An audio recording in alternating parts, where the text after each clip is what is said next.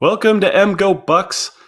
Thank you for joining us. If you're junkies just like us for this rivalry, please hit the subscribe button. We'd greatly appreciate it. I'm here with Brian right now, and we're just kind of having our holiday hangover. But I think, Brian, I'm ready. We're 5 days away. I'm ready for this playoff to finally happen. What are your thoughts, man? When I heard that, Ohio State was traveling to Atlanta on Christmas Day, it got real. You're like, okay, they're good. They're going to start bowl prep. It's beyond bowl prep. You're practicing at the venue now. You're going to get media days and all that stuff. It's becoming real. So yeah, I'm getting excited. It's what a cool opportunity. I mean, we've talked about it in the couple of previous shows that, obviously unprecedented for the Big Ten to have two teams in this thing. I think with at least a reasonable chance that we could even see a rematch of Ohio State and Michigan for a national title, and I think that's the dream scenario for everybody. I don't know for everybody. I mean, I kind of think about that as kind of like fair point. In a sense. Fair point. I think SEC fans probably don't want to see that. No, to be honest, and this is just me being a small person. Overall, I really don't want to see the Buckeyes again.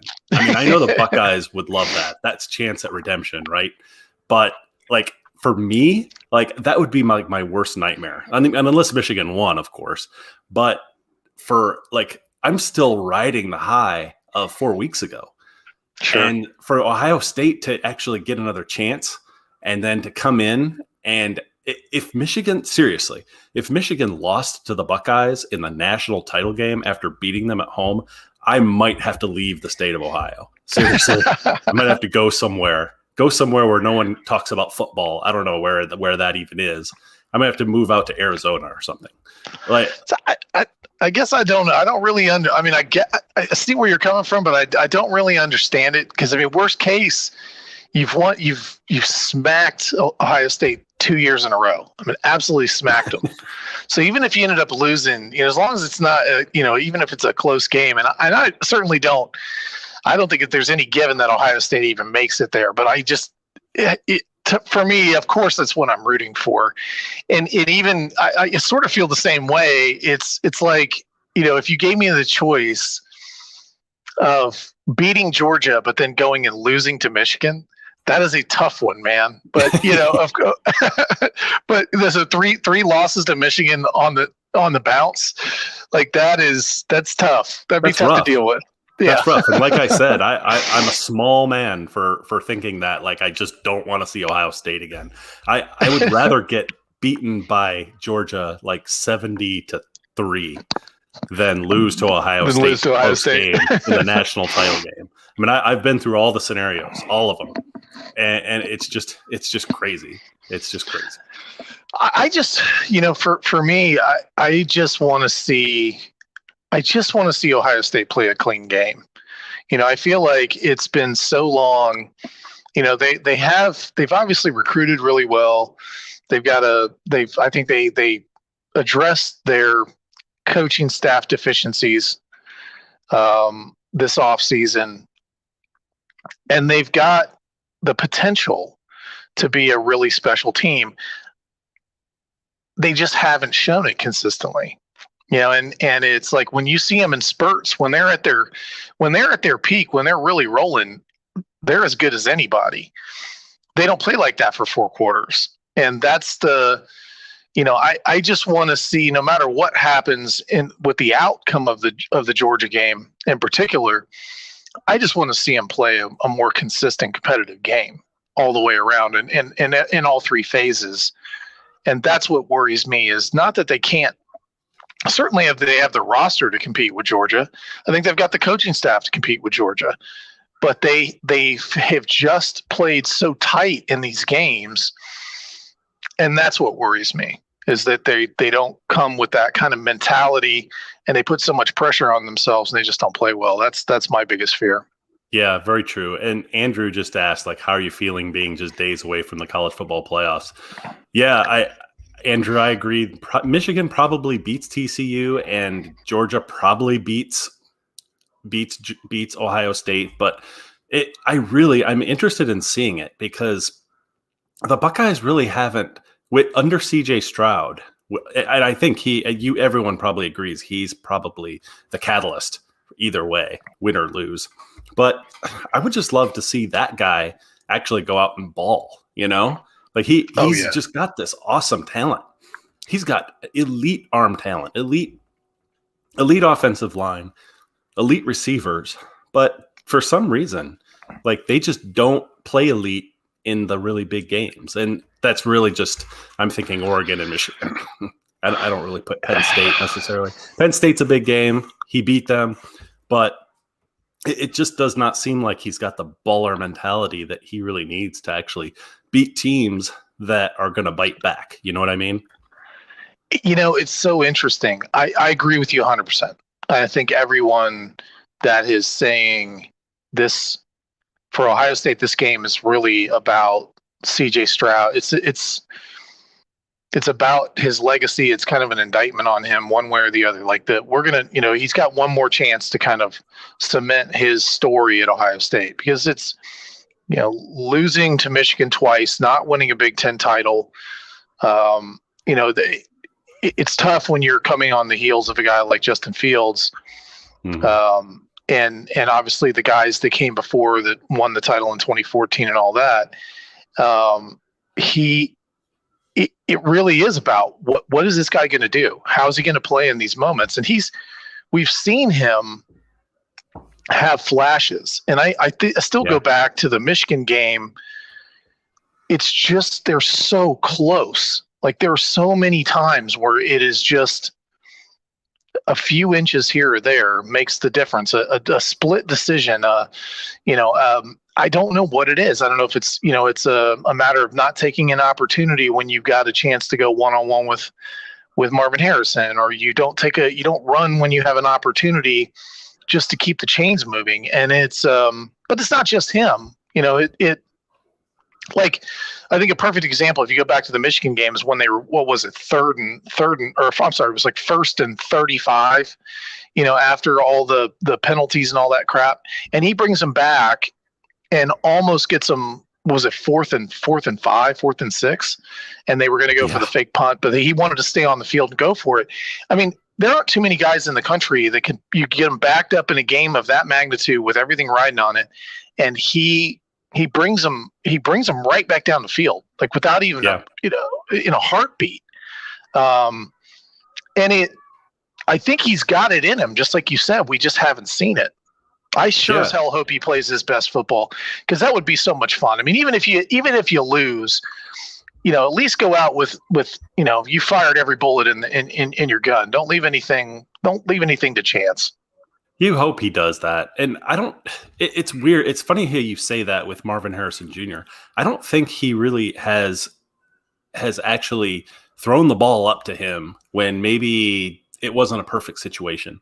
Like the touchdown pass he threw in the Michigan game, there was a deep safety blitz. He's deadly. Yeah. CJ Stroud's deadly when he sees, there's an opening. He'll hit the receiver. It was a deadly pass. It was really good. But man, you've got Marvin Harrison Jr. out there. Throw the ball up into the end zone. It's just like they aren't doing it right. They've got all this talent and they're not using it when they need to use it in order to win a big game. It's tough. Yeah, I agree with you. I think it is tough when you watch. He is certainly missing Jackson Smith and Jigba. When you look at the connection those guys had last year, I mean, even when you have Garrett Wilson and you have Chris Olave and Jackson Smith and Jigba's leading the team in receptions, he was CJ Stroud's security blanket. And to some degree, that guy this year has been Cade Stover. That's always been the running joke with Ohio State, amongst the Ohio State fan base, is about the tight ends actually getting utilized in the pass game. And who would have thought that, you lose Rucker to the NFL and Cade Stover's the guy who's going to go over 30 catches, this year. And really, if you look at the biggest plays in the Michigan game, they really involved Cade Stover. When they needed it most, he was going to Cade Stover. And I agree with you. I think sometimes the one knock beyond Obviously, the unwillingness to take off running at times when we've all said we think quarterbacks occasionally need to do that. We know that. I think the one thing with CJ is he processes almost too much. Like he's so cerebral about it. I think sometimes it's almost like paralysis by analysis. And I do think there are times when, you know what, I've got Marvin Harrison Jr. out there. I don't care if he's double teamed. I'm throwing the ball here. Yes. And he's done it a couple times this year where he's just put it up in some spots and Marvin Harrison goes and does it, goes and gets it anyway. And yeah, like if you're going out, you need to go out throwing to your best guy. And that's everybody's game plans. Like, no, we're going to make this guy throw to Julian Fleming and Kate Stover and these other guys. And, Egbuka and Marvin Harrison Jr. have to have a good game. If Marvin Harrison doesn't go over 100 and a touchdown, I don't think Ohio State has a shot. Yeah, it is. And you have to wonder, like, he does, and I don't know if he's necessarily CJ. I don't know if he's necessarily like entitled. He seems like a good guy. He seems like a good dude when I'm hearing 100%. Him in the interviews and stuff. But I get the impression when I'm watching him on the field, he comes off a bit entitled. The line about being like, oh, that's a running back's job. I think someone said, why don't you run the ball or something like that. And I didn't hear that first. Like Matt told me about that. He said something about that being a running back's job. He comes off as a bit entitled. And you know what? I think if I'm a Buckeye fan, my biggest fear is maybe he has one foot in the NFL already. And it's difficult for me to pick the Buckeyes anymore. Just thinking about this over time, pondering and kind of looking back, because like if CJ Stroud couldn't do it against Michigan and he couldn't do it against Oregon, granted that was an early game in his career, like, is he really going to do it against the best defense in the entire country for the last 2 years? No, maybe he will. Yeah, valid question. 100% valid question. I think that's part of the question, he did, going back to last year, I really feel like he carried the team against Oregon. He carried the team against Michigan. It was a different, like those two losses are two totally different games. If you go back to that Michigan game, it should have even been more lopsided last year, if not for CJ Stroud and those receivers just playing, making the freakiest plays, some of the freakiest plays in the history of the rivalry. You go back to some of those throws and catches. This year he didn't have those guys, but Ohio State's a much more complete team. And so, yeah, I agree with you. I don't know what we're going to get against Georgia. Georgia's certainly the most talented defense Ohio State has faced. I still contend, though, Ohio State's the most talented offense Georgia has faced. Oh, I think they're better than Tennessee. Ohio State's a better team than Tennessee. They're a better team than LSU. They're a better team than LSU. And so if they can, this thing comes down to not just CJ Stroud. It comes down to, is the offensive line healthy? Is Matt Jones going to play? Can they at least stalemate that Georgia front? And can they get, Georgia will give you opportunities. I think the problem with it is that some of the easiest yards against Georgia are some of the yards that Ohio State struggle with the most, and that's in the screen game. You can get perimeter yards throwing against Georgia. But I think one of the most interesting things is Georgia loves to play aggressive coverage, like get up in your face and play press man. I cannot wait. Let's see them do that against, Ohio State's wide receivers. Because even without Jackson Smith and Jigba, this is still a really, really talented receiving core. And they have backs that can do some things too. So, it is going to be fascinating to watch. And then, I think Ohio State defensively certainly sold out to stop the run against Michigan, and they got burned. This Georgia team, I don't think they run the ball quite as well as Michigan does, but they can throw better. And Stetson Bennett is a wild card. Stetson Bennett's a baller, and we saw it in specifically the Tennessee game, but certainly some other big games where he's dangerous, and he's very dangerous running the ball in the red zone. And it, there have been some issues stopping mobile quarterbacks this year. So it's a fascinating matchup, good special teams.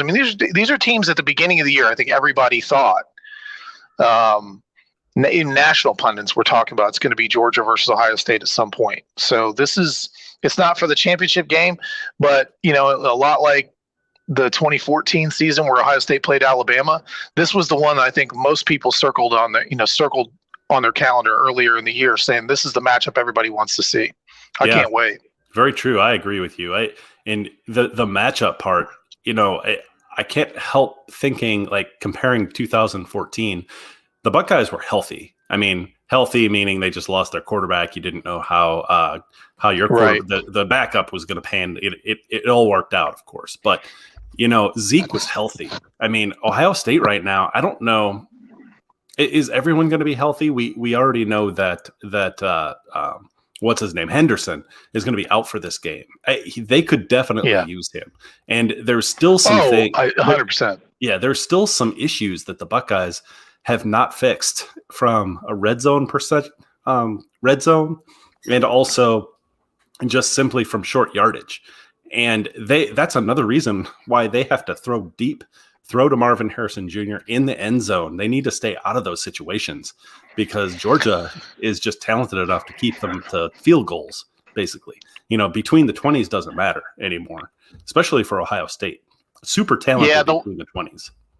Yeah, I agree. I think that's the tail of the game to me is really I expect that Ohio State will be able to move the ball, but much like the Michigan game and some of the other big games we've seen, it really comes down to can Ohio State execute in the red zone, and that's a big if.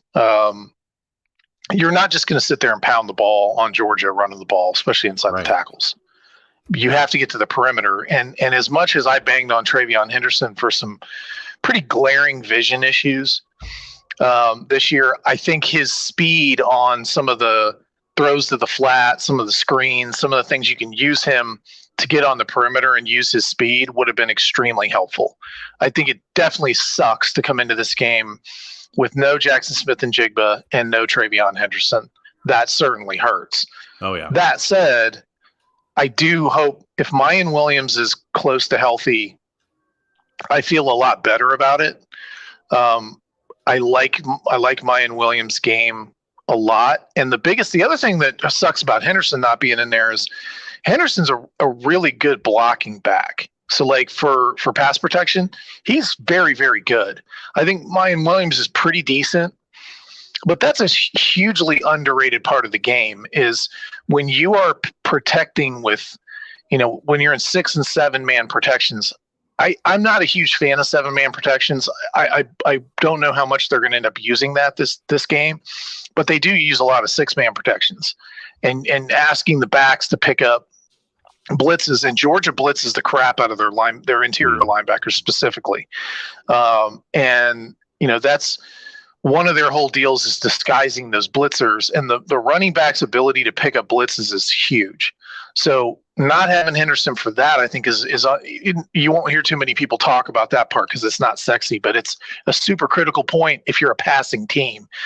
So, I do like Ryan Day in a game where he has enough time to scheme against an opponent. And we've seen him, he's played against Nick Saban's Alabama defense and put up yards and points. He's done it against Clemson.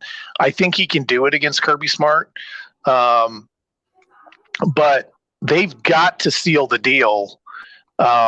We can't see another repeat of the first, time they played Clemson in a semifinal where they just didn't score enough touchdowns. They didn't get enough points when they were in the red zone. Same thing, in the Michigan game.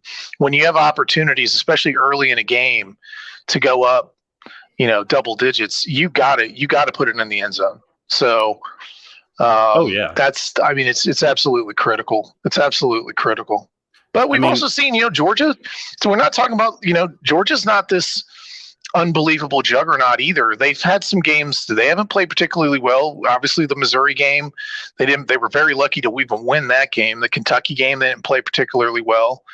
They've had some moments where they've sputtered offensively too. So I can't wait to see what Jim Knowles and Ryan Day have cooked up for this game. It's definitely the most fantastic matchup because I think we've all sort of been wanting to see Ryan Day, CJ Stroud, and that offense and those receivers, that offensive line go up against the best in the country. So we're going to get that. And I really do think like Ohio State, it's going to be good on good, right? The offensive line for Ohio State is fantastic. I would still say the running backs are very, very questionable right now. That's really the only piece. The I think it's receivers are awesome. CJ is the key. He's got to make those plays. I don't know if they're going to be able to run the ball. No clue how this is going to work out. I do see Georgia being super aggressive, though, like you said. So there's going to be opportunities downfield. So they are going to be able to take advantage, and we'll see if CJ can do it. But man, this is going to be so sweet. A lot of I'm hearing a lot of chatter about kind of the similarities with 2014, right? And that's what I'm watching for. When I watched the semifinal against Alabama, the first thing I wanted to see was the physicality at the line and the speed. And there was a particular run in the first quarter when Zeke got around the edge and ripped off like a 15-yard run. And it was the first time when you're like, oh yeah, we've definitely got a shot here, because physically they weren't getting pushed around. That is going to be the most telling thing, is both, the first couple drives on the line of scrimmage, is Ohio State winning that. And, it doesn't necessarily mean that you're going to win the game, because I thought that they were actually dominating the line of scrimmage against Michigan, and they were early on. But they lost that in the second half. And that'll be really interesting, because I do think Georgia will do that to you. Georgia will grind you down. And, I think Ohio State has to put some pressure on them and hopefully get up quickly on them, get up early. But that's, you don't want to be in a position where you become one dimensional against that team. You have to at least preserve the appearance that you're willing to run the ball. Very true. And that I do like Mayan Williams in that role, because he's not going to be afraid of anybody.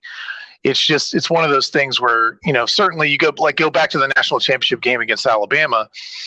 I don't think Ohio State wins that game, but when Trey Sermon went out of that game, it was going to be really, really difficult, because he was by far their most physical runner.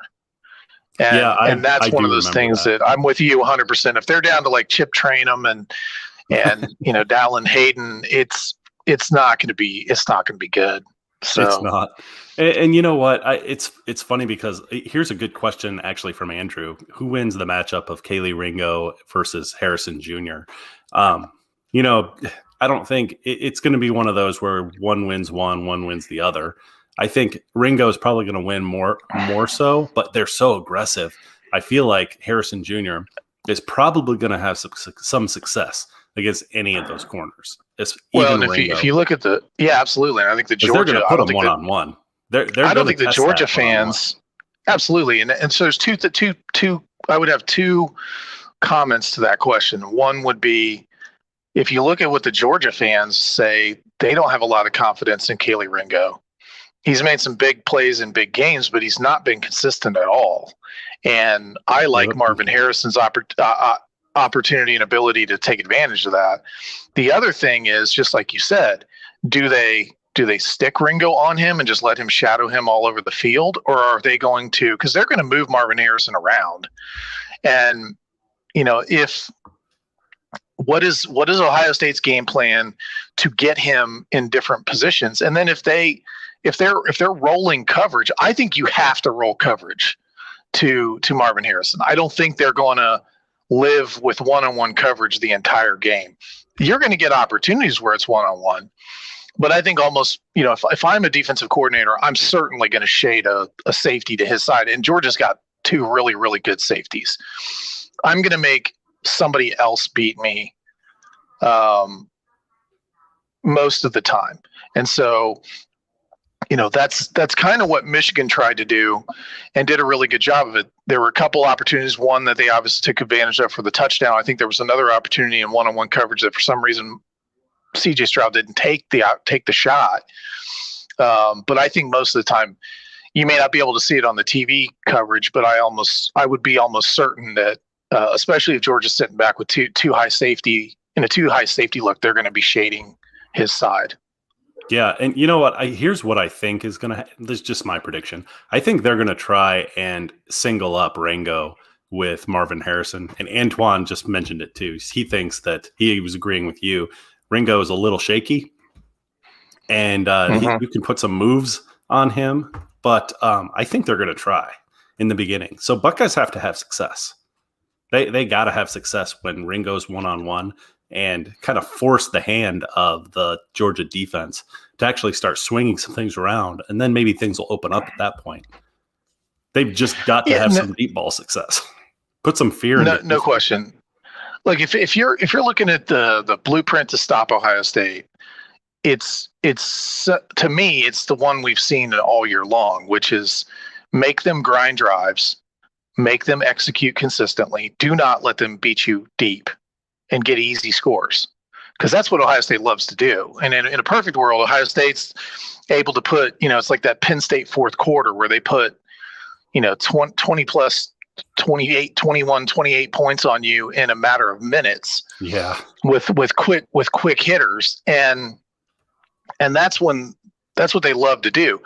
When they have to grind 10 play, 12 play, 14 play drives, they've not been as consistent, and we've seen that. So I don't know why you would risk that, especially early.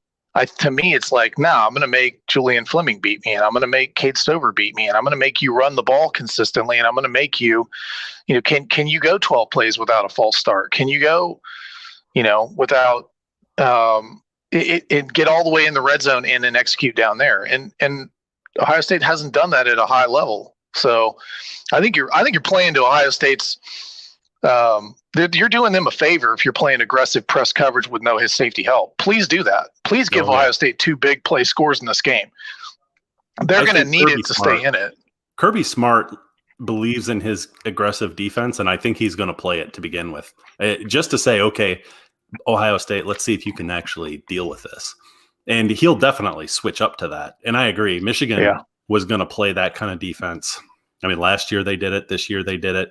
Get them into the red zone, try and keep them out of the red zone, of course, but force them to punt. But if they do get into that red zone, that's when you put the squeeze on them. And Michigan just had the athletes to do that. Georgia definitely. They also. But I really also think they want to hit Ohio State quick.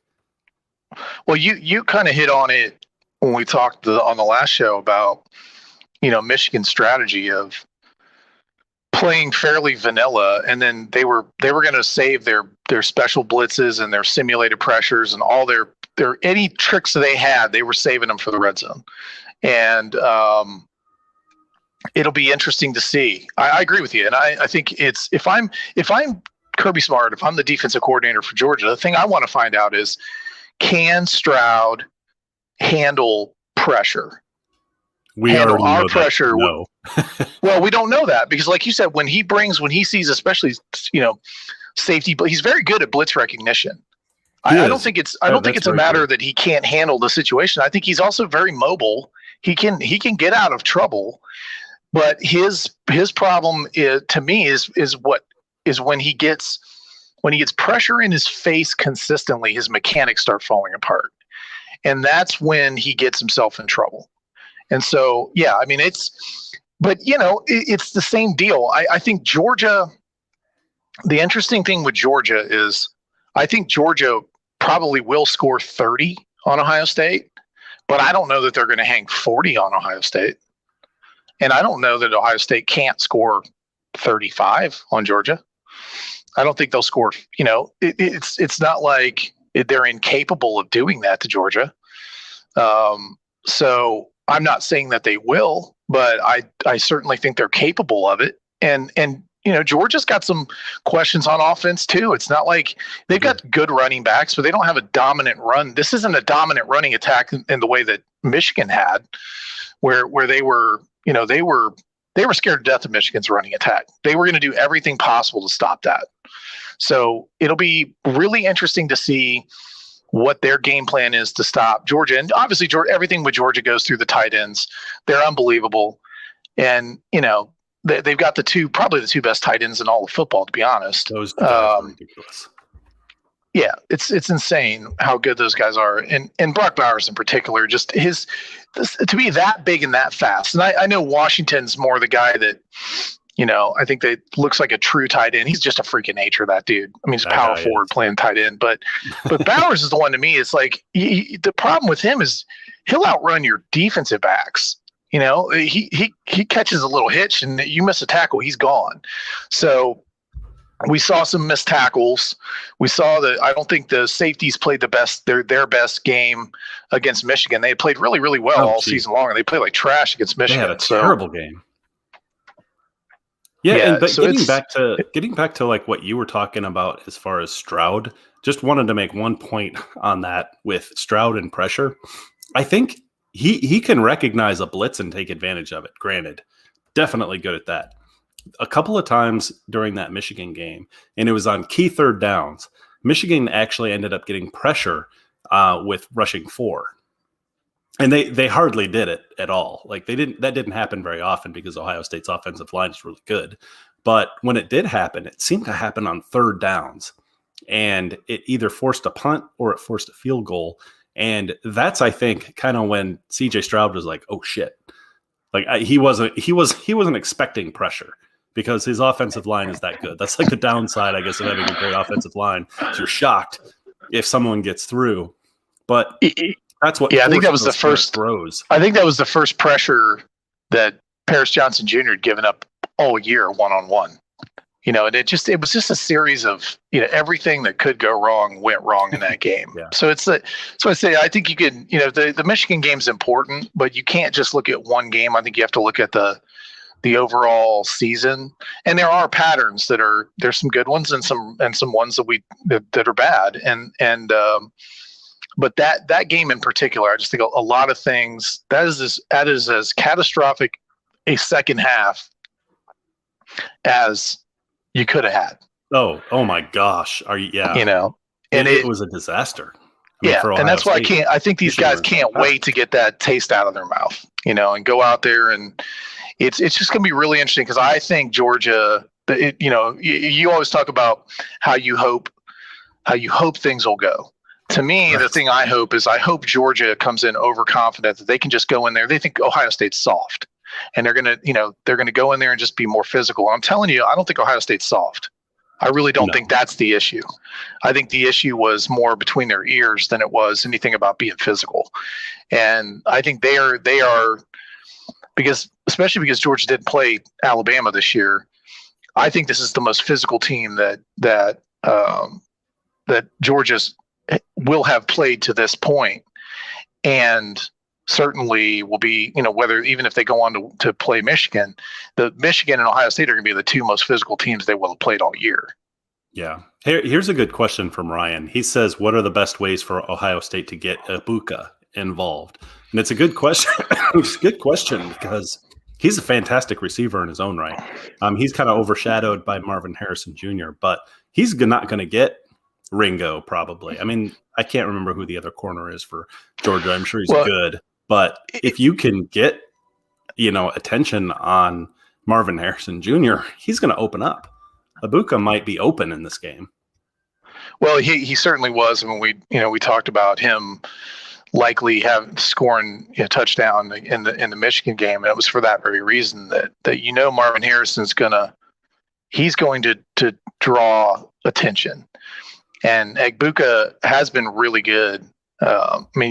He's over 1,000 yards and 9 touchdowns in his own right. So he's going to be a problem. He's going to be a problem for Georgia.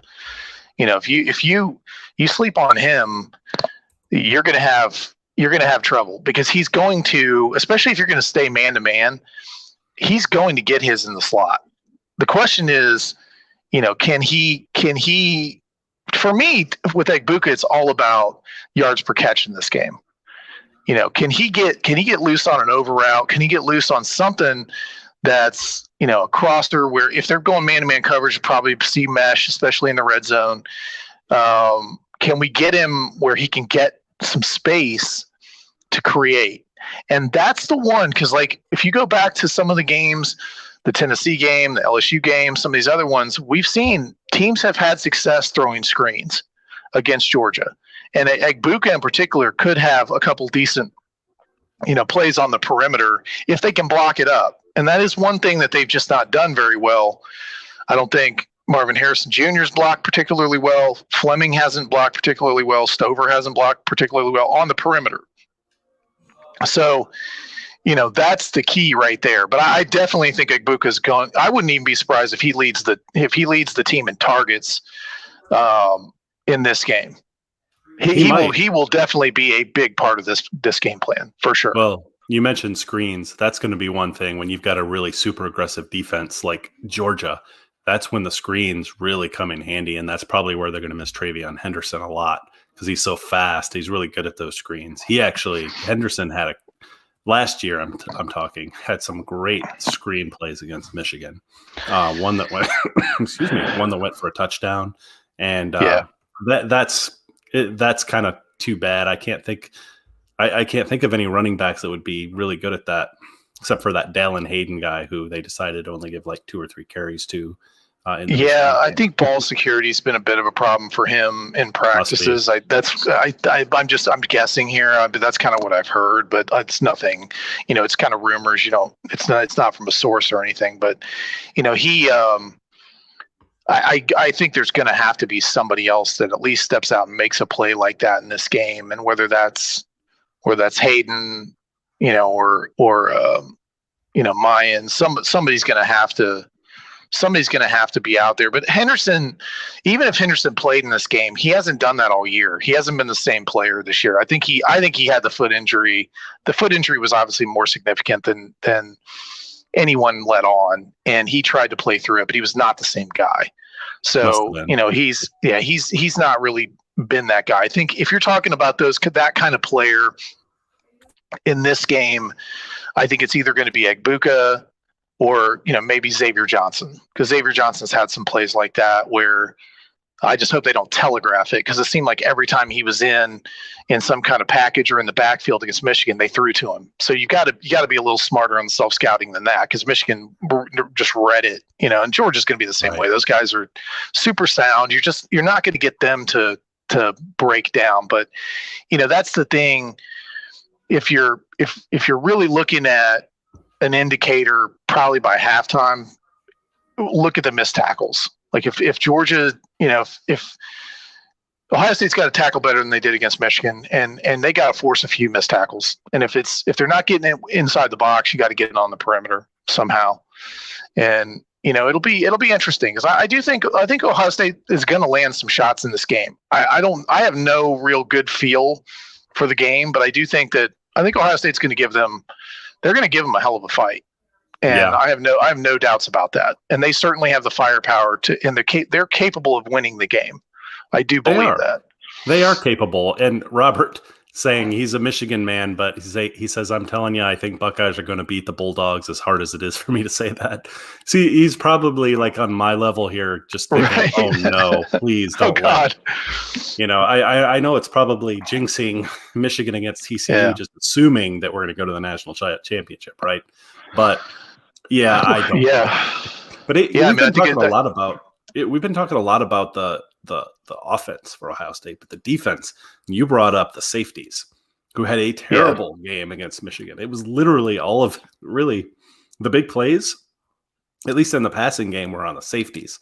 So they are going to have a huge game, them and the linebackers, just because of the way the offense plays for Georgia. Yeah, no doubt. Absolutely massive game. You cannot have the kind of busts and problems that they had against Michigan.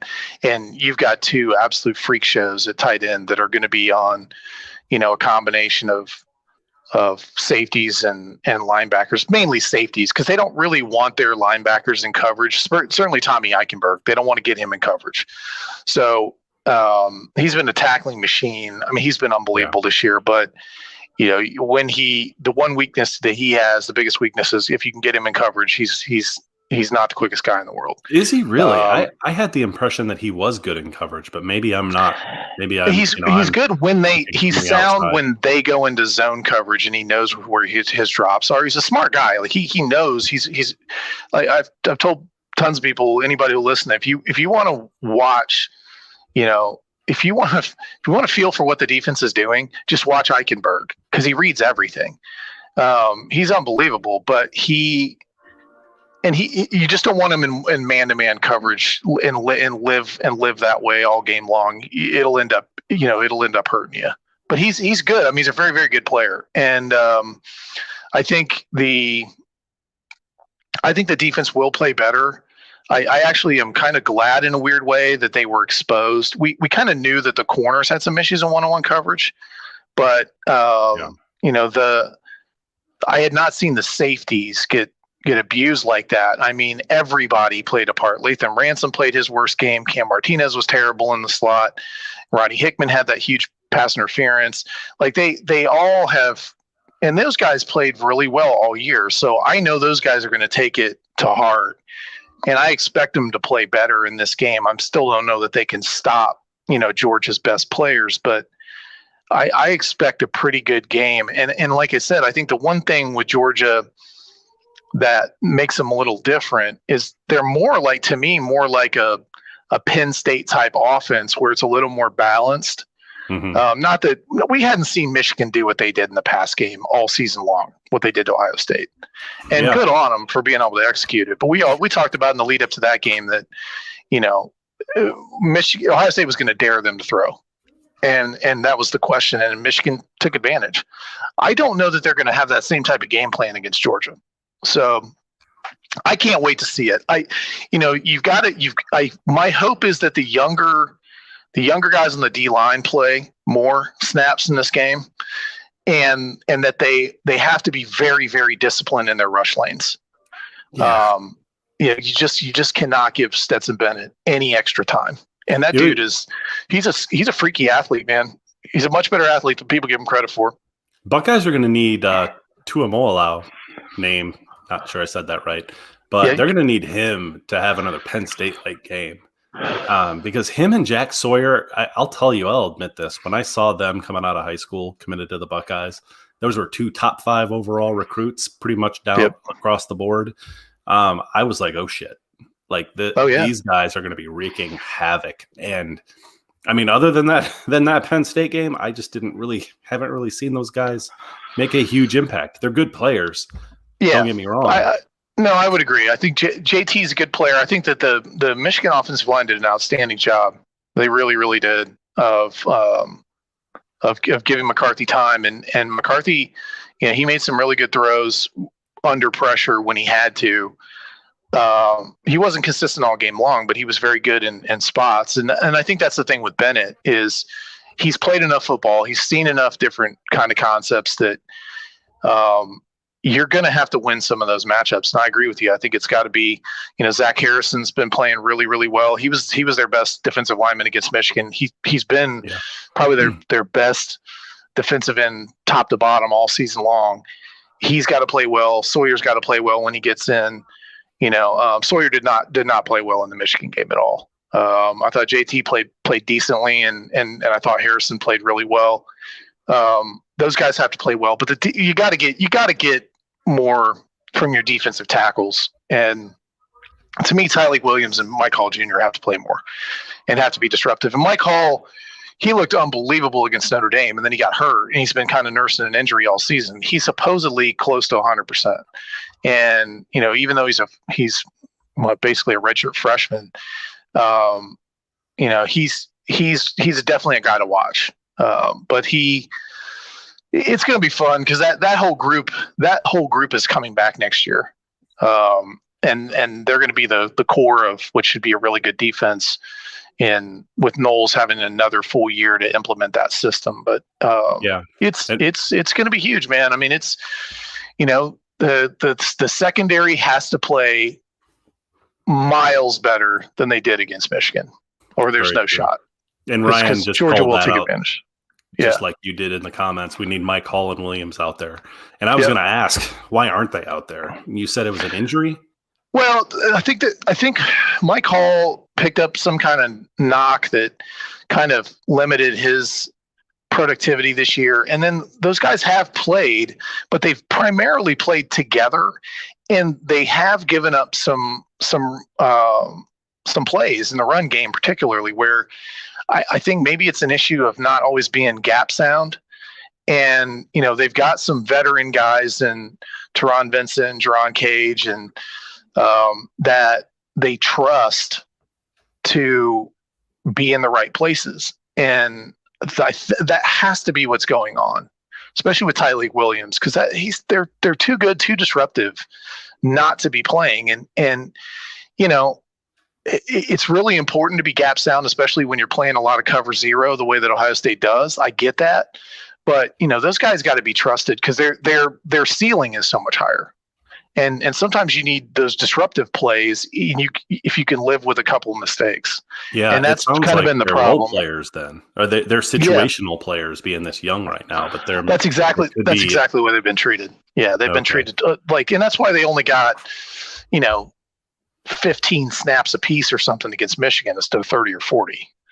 So I don't remember seeing them out there. Yeah, honestly. they and they're typically used in their kind of pass rush packages because that's what they're best at. But you need them to be disruptive, and TFLs in the run game are just as important on first and second down as they are on third down. So it's a big deal. I think those guys need to play absolutely, and it's gonna be fascinating. It really is gonna be fascinating if the defense can play better than they did against Michigan. That gives them a fighting chance. Because I think I do think the offense can, especially as the game progresses, I think they can do some things. Even as good as that defensive front is, Georgia rotates a lot of those guys. So, it's not like you're going to be facing the same guys for 50 plays. So, it's just important to, I want to see them. My biggest thing is I want to see them show that they're just as physical as Georgia, that they're not going to get pushed around on the field. That's going to be really, really important for their psyche. And then, they got to come out on offense and have an attitude, not just like, hey, we're going to come out here and try to throw it fast, greatest show on turf kind of crap. They need to come out there with an attitude that they're going to hit Georgia in the face. And they're not going anywhere, and that they're going to be willing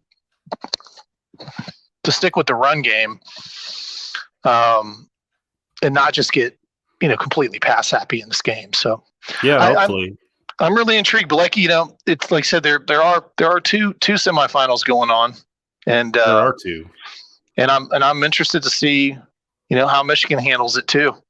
Yeah, because for once they're coming in there as the prohibitive favorite, and it's dangerous. Not easy to play with expectations, man. And Michigan has no clue what to do with expectations right now. No clue. Well, it's hard. But they've been there though. That's the thing. Supposedly, that's like a big deal to have been there. If you hadn't been there in a long time, like last year, Michigan coming in, basically, like I've talked about this before last year, where I saw like the coin flip between Georgia and Michigan. The Georgia guys were just pissed off. Like they were focused. They were irritated because they just lost to Alabama. Michigan was totally just happy to be there. I mean, they were at smiles. Like they just, probably just felt like this was a vacation. They were thrilled. I thought they were going to get the autographs of the Georgia guys basically afterwards. And it was just like, I think I even lipping like a Georgia guy's like, I'm going to kill you. It's just like Michigan was just not there. And one, boy, steady. Let me go back to this. This is kind of a good point. He's talking about how he's a Dogs fan. They should have actually had the best offensive line award, thinking that kind of went going to Michigan. Excuse me. That's a little bit for Georgia. If Michigan does play Georgia and gets past TCU, that's probably going to be a motivating factor for the Dogs. Really. Like, oh, you guys won the Offensive Line of the Year award again over us. Mm-hmm. It's like, oh, shit. We saw how that ended last year. Not good. So, no, it wasn't good. Well, and that's the thing. I didn't watch enough of Georgia's offensive line to say anything specific, but I didn't they're either good. until that game. They're really good, man. They're well. I mean, this year, I've watched a little more of them last year, but and I've watched them. I mean, I've certainly watched a handful of Georgia's games this year, and they're really good. They're a good unit. I mean, there's no taking anything away from them. I mean, they're the best team in the country. So I felt like they're the best team in the country week one. I think they're the best team in the country now. But I don't think that I do think that they are beatable. And it's not like, Ohio State doesn't have defensive line talent. They certainly do. But they've got to play better. And there's a good chance if they don't, they're going to get dominated, because if they can't get pressure and they get blown off the ball, it's not going to be pretty. This whole game like that, and a game, quite frankly, I think it's going to be the difference in the Michigan TCU game. It's pretty simple. You got to win the line of scrimmage, and you got to win it consistently. It's a big deal, and watching that early in the game in both games is going to tell you a lot. It's going to tell you a lot. Absolutely. It is. And I'm kind of feeling a little bit guilty being such a huge Michigan fan. I'm looking forward to the TCU game, but part of me is actually more so because I feel like Michigan should win that game. They honestly, I think Michigan's going to win that game by a couple touchdowns, just because of TCU's defense. They are just not up to par. Michigan's going to run all over them. They've got a small defensive line. Of course, I could be jinxing Michigan right now by saying all this, but I just think Michigan's going to beat them. I feel a little guilty because I'm actually not more excited, but I'm equally as excited to see Ohio State play Georgia because of just that matchup and the drama, and Ohio State getting into this, basically sneaking in without having to play anyone. I'm just thinking about what is their mindset going to be. It's just fascinating. It is, and I do think. I am intrigued by the first game. I am intrigued by Michigan TCU in that I think a team that has played a lot of tight games and found ways to win them is always dangerous, because they're not going to be intimidated. Even if you got them down, they're not going to stop. And we've seen TCU pull off some crazy stuff this year. Now, you can also say, hey, a team that does that all the time is bound to get burned. Maybe they're not that good. It's going to be very interesting, because I do think that conference was pretty good top to bottom.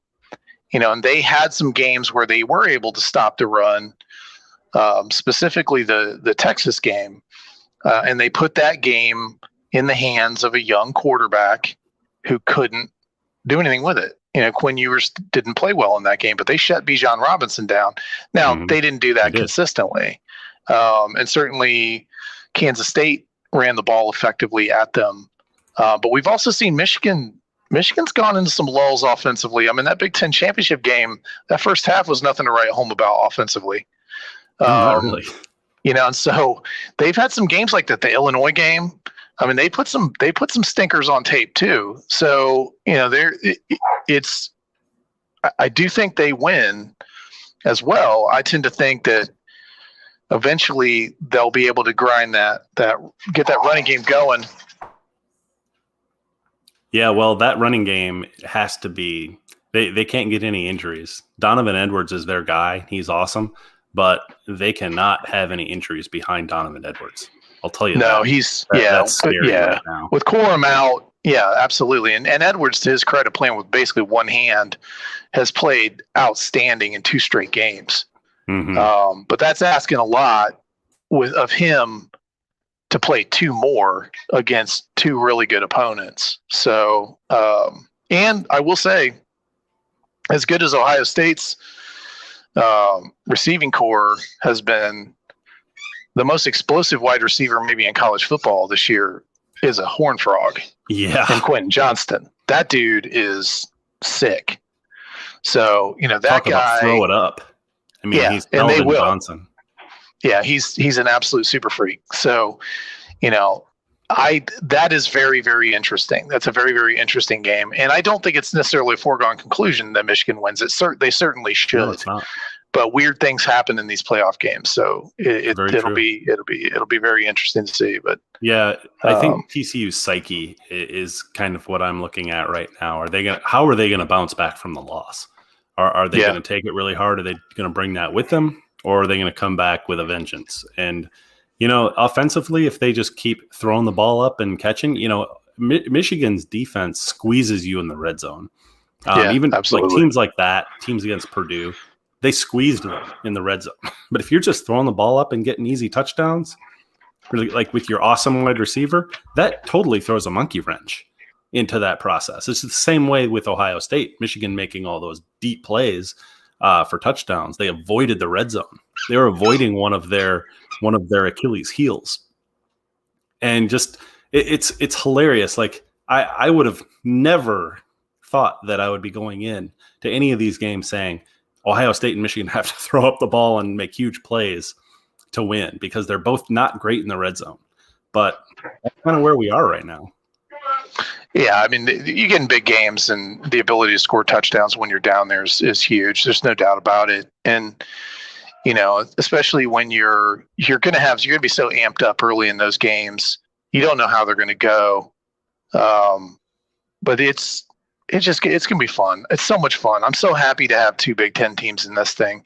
I know. After the SEC dominance for so many years. I mean, there were years they were talking about 3 SEC teams. Come on, and we all know, like, it's a weird year. They were clearly two top rated teams, and then it was a grab bag at the end. And anything could have happened to where Ohio State's extremely lucky to be in this thing.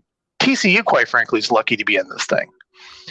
In another year with a loss in your championship game like that, they would not have made it into this thing. And I'm glad that they are. I'm not taking anything away from them. I'm certainly happier to see them in there. I don't think Utah or, I don't think there were any other teams that were more deserving of being in it. It's just it was a weird year. And I think you got 4 deserving teams. You got 4 fun teams in their own right. And, certainly the marquee matchup is Ohio State, Georgia, but I think both games have the chance to be really good ones. And then we should get a really good final, especially if Michigan does take care of business. You're going to get either a rematch of Georgia, Michigan from last year, or you're going to get a rematch of Ohio State, Michigan. And holy crap, you can't ask for anything more than that. Oh, absolutely. Absolutely. I am happy. And I am happy that Michigan's playing that game first in the day. So if they do win, I can just cruise and relax while I'm watching that Ohio State game. Yeah, just hope they just beat the hell out of each other no matter what, right? Yeah, whoever comes out of that, Michigan will take on whatever's left. Yeah, that really is. I think there is kind of a little bit of that body blow factor to that game, because it's going to be a heavyweight fight. I mean, I just, like I said, the one thing that I really hope for is that Ohio State plays a clean game, because I think if Ohio State plays a clean game, they can hang. They can even beat them. But if they play sloppy, they make these stupid mistakes, the personal fouls, the false starts, just all the dumb shit that they've done in some of these games that just, you're like, why can't you just put this team away? Why can't you just, it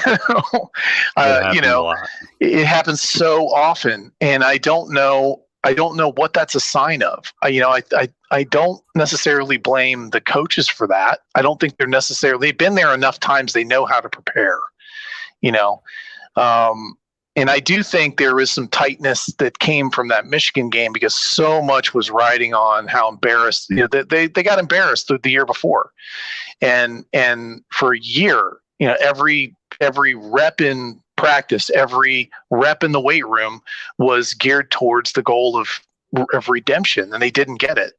But here you have another shot, and what do you do with it? It's a crazy storyline, man. I mean, because I could see them, if they play loose, they come in there loose, they're a dangerous team, because they were loose when they played Clemson the second time. They were very loose, and they beat the hell out of them. They beat the hell out of them. I turned it off. I turned that game off after a little while, because it wasn't interesting anymore. And if Day finds something that they can exploit, whether that's like in the Clemson game, the biggest thing was tempo. They figured out how Brent Venables was trying to signal his defense. He was waiting to see what the team would do. So they did this sugar huddle, and they came out and just ran plays, and they would just destroyed them because Clemson couldn't make adjustments. Well, he's, and that Ohio State's, the program has gone up against Kirby Smart before, because Kirby Smart was the DC in 2014 at Alabama. They've gone up against that type of defense. They've gone up against, Ryan Day's matched up with Nick Saban in a championship game. Mm-hmm. So it's not as though this is the first time they're going to have seen that the schemes are similar. It's just, are you able to execute, and can CJ Stroud rise to the moment? There's just so many incredible storylines. It's going to be a wild one. It is so much fun. It is. All right, man. Well, let's wrap this up. Can't wait for this. Hey, let's. I don't know if you're going to be available later on in the week, but yeah, we'll do predictions later in the week. We'll do predictions later. I can't wait for this. So excited! Ohio State and Michigan are in there. I just hope Ohio State loses so that Michigan doesn't have to, so that I can sleep at night. I would much rather lose to Georgia than Ohio State. That's just how it is right now. But in any case, this is also interesting to talk about. So I was going to say, Nate, because the one tough thing for me would be if Georgia beats Ohio State, I have to root for Michigan to win the national title, because I'm not going to root for Georgia. We've got that live and in video. That would be brutal, man. I'm not one of those. I know there's good. That's going to be, the fan base will be divided, and most of them will be like, fuck Michigan. But I'm like, I'm like, hey, I legitimately do think college football and the conference is better when Michigan's better. I want another shot at Michigan, and I do tend to think that whoever wins the Ohio State Georgia game will win the national title. I think Ohio State, if they beat Georgia, is going to be extremely dangerous. But you can't count them out. Michigan's played so well this year that they actually have a legit shot, man. Especially if Georgia comes out of that Ohio State game limping, man. How crazy would that be after they were ready to run Harbaugh out of town and making him take pay cuts? Oh yeah, he's got a legit shot at a national title. Oh yeah, the Harbaugh to NFL rumors will be swelling if that happens. But I don't think Harbaugh is going to leave unless there's a good California job for him to take. He can pick his job at this point. But yeah, it's going to be fascinating, and man, we just have to hope that I know there's some Georgia fans in the comments too, but man, if you beat Ohio State and Michigan in the playoffs, that's going to be awesome. Yeah, that's pretty tough. That's pretty tough. And the SEC, coat riders will want they'll be chanting SEC, but it's Georgia. I mean, even Nick Saban said, you get a coach in there that can really recruit, and Georgia's a sleeping giant. And credit to Kirby Smart for what he's done there. He's come in there with the right mentality. He's got an unbelievable culture. There's